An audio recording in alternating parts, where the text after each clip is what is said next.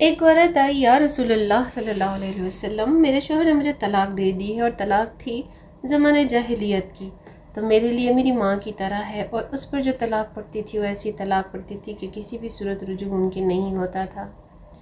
جب ان کے شوہر نے ان کو طلاق دے دی تو وہ پریشان ہو کر اللہ کے نبی کے پاس حاضر ہوئی۔ اللہ کے نبی گھر پر تھے اور حضرت عائشہ ان کو کنگھی کر رہی تھیں، یا رسول اللہ، میرے خاوند نے مجھے طلاق دے دی اور کہہ دی ہے کہ تو میرے لیے میری ماں کی طرح ہے، اللہ کے رسول اب کیا حکم ہے؟ تو اللہ کے نبی نے کہا، خلا اب تو اس کے لیے حرام ہو گئی ہے۔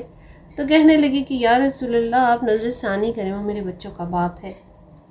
اور میرے ماں باپ بھی مر چکے ہیں، میں کس کے سہارے جیوں، اور میرے بچے بھی چھوٹے ہیں، بچوں کو کہاں سے پالوں؟ تو اللہ کے نبی نے پھر کہا، خلا کام ختم ہو چکا ہے، تو اس کے لیے حرام ہو چکی ہے اب۔ اس نے پھر کہا، یا رسول اللہ صلی اللہ علیہ وآلہ وسلم، آپ نظر ثانی کریں، میرے بچے بھی کس کے سہارے جئیں گے؟ جب خلا نے تیسری مرتبہ فریاد کی تو اللہ کے نبی چپ کر کے بیٹھ گئے کہ اب مانتی تو ہے نہیں۔ جب اس نے دیکھا کہ اللہ کے نبی بھی نہیں سن رہے تو اس نے کہا، اچھا آپ نہیں سنتے ہیں تو میں آپ کے رب کو سناتی ہوں۔ اور خلا نے آسمان کی طرف ہاتھ اٹھائے اور کہا، اے میرے رب، میرے چھوٹے چھوٹے بچے ہیں، میں اپنے پاس رکھوں تو روٹی کہاں سے کھلاؤں،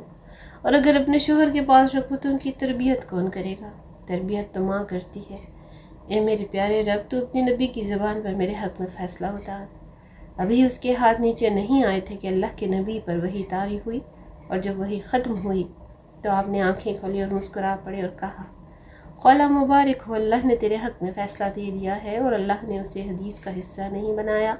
بلکہ قرآن کا حصہ بنایا، تاکہ قیامت تک ہر لڑکی پڑھے اور دیکھے کہ اللہ سے تعلق رکھنے والی عورت کے لیے یوں اللہ فیصل اتارتا ہے۔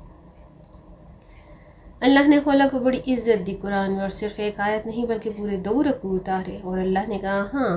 میرے محبوب، آپ اور خلا آپس میں تکرار کر رہے تھے،